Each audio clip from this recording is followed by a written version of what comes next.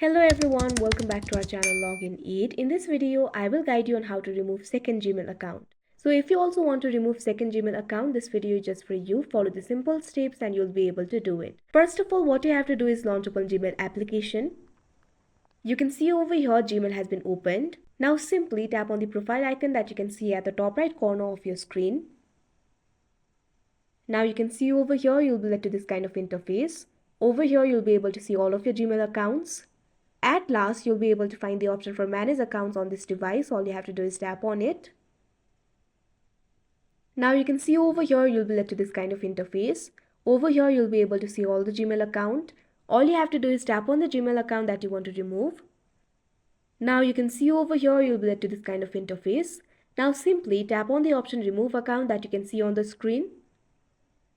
Now you can see over here this kind of pop-up will appear. Removing this account will delete all of its messages, contacts and other data from the phone. All you have to do is tap on the option remove account that you can see right over here. After that, your account will be removed. So that is how we remove second Gmail account. I hope you found this video helpful. Thank you for watching. Make sure to like, share and subscribe to our channel.